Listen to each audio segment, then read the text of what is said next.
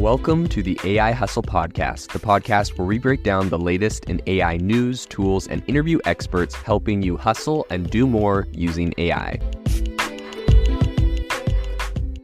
If you've been following the podcast for a while, you'll know that over the last 6 months, I've been working on a stealth AI startup. Of the hundreds of projects I've covered, this is the one that I believe has the greatest potential. So today I'm excited to announce AIBox. AIBox is a no-code AI app building platform paired with the App Store for AI that lets you monetize your AI tools. The platform lets you build apps by linking together AI models like ChatGPT, Midjourney, and 11 Labs. Eventually, we'll integrate with software like Gmail, Trello, and Salesforce, so you can use AI to automate every function in your organization.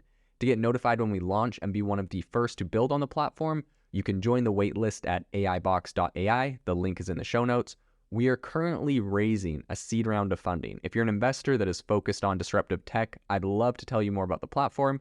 You can reach out to me at jaden@aibox.ai. I'll leave that email in the show notes. So the first thing I want to talk about here is the fact that the US Air Force has incredibly ambitious plans to invest billions in unmanned combat aircraft with artificial intelligence at the helm. According to their service plans, the Air Force is seeking congressional approval for a budgetary allowance of $5.8 billion. Now, this is not just going to be all at once. This is over 5 years to essentially build these AI-driven, collaborative kind of combat aircraft.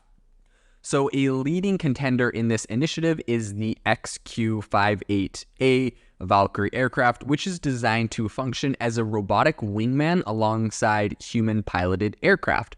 And this move comes after several years of testing the Valkyrie platform, where the craft has been deployed as a draft link for F-22s and F-35s, and also the Skyborg program. So an AI-enabled system aimed at essentially controlling unmanned aircraft. So in terms of specifications, the Valkyrie boasts an operational altitude of 48,000 feet and can reach speeds of up to 550 miles an hour. It also has an impressive range of 3,000 nautical miles.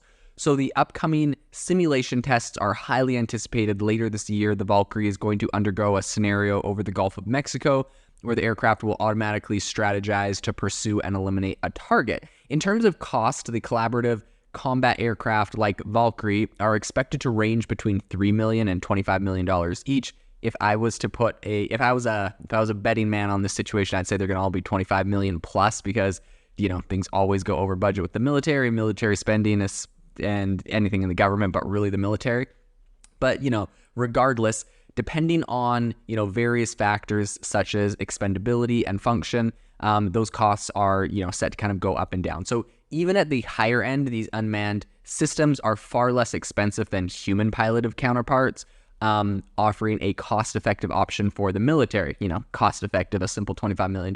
But honestly, I know this sounds funny, but really this is true. A human-manned aircraft is significantly more expensive. And I was looking it up. It looks like Canada last year announced that they were going to buy a number of F-35 stealth planes, and maybe the stealth planes are a little bit more, but they're paying $98 million per plane. I would double check if that's in Canadian dollars or American, but in any case, they're set to spend over $450 million on a number of airplanes, and those are all the F-35s. Now, making these automatic AI airplanes, and they're throwing out quotes, which, whether we believe them or not, are going to be somewhere, around the $5 million or the $3 million to $25 million, is a significant cost savings. And so I think while the financial details are definitely compelling, I think they do not account for the ethical concerns that definitely arise from the advancements in AI and a kind of autonomous warfare. So a lot of critics right now are arguing that outsourcing lethal decisions to machines crosses a moral line that shouldn't be crossed. Mary Wareham is the advocacy director for the Arms Division of the Human Rights Watch, and she said, quote, "You're stepping over a moral line by outsourcing killing to machines, by allowing computer sensors rather than humans to take human life." So I think this sentiment is echoed by other groups opposed to AI and weaponry, including the nonprofit Future of Life Institute, which refers to these AI-enabled combat systems as slaughter bots, which is definitely not a very flattering name. But a lot of concerns extend to kind of the risk of rapid conflict escalation, unpredictability, and even the creation of weapons of mass destruction driven by algorithms. There's a lot to kind of unpack in this situation. And the tricky bit here is, on the one hand, a lot of people are saying, hey, just ban AI from the military, ban AI from weapon systems and all that. This should be humans making these decisions. But the hard part that a lot of people are trying to grapple with at the same time is, obviously, a lot of geopolitical adversaries of the United States and other countries, you could say China or Russia, definitely are not going to be banning these types of systems if it gives them a competitive advantage. And so at that point, if they have them and we don't, then they're at a competitive advantage if all of their planes are just independently powered by AI and flying around with no people in them.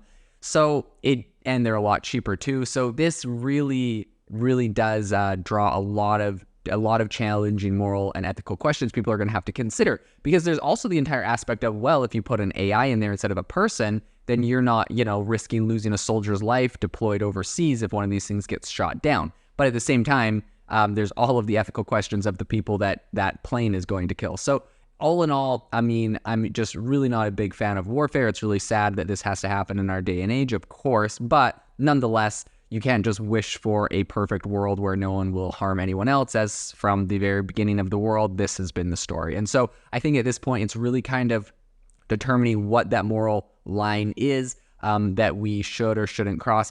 I mean, at the end of the day, I think having a human sign off on any move that would actually kill a human life makes sense, but then it's just tricky to see what the ramifications, what the implications are. Maybe, there was a target that is going to cause us mass destruction, and the AI could have eliminated it by asking a human operator. There was a few split seconds to decide, and we missed our window. There's all sorts of implications to kind of determine here, and it's definitely not going to be easy. And a lot of people in very high ranks are going to be really, really looking over this.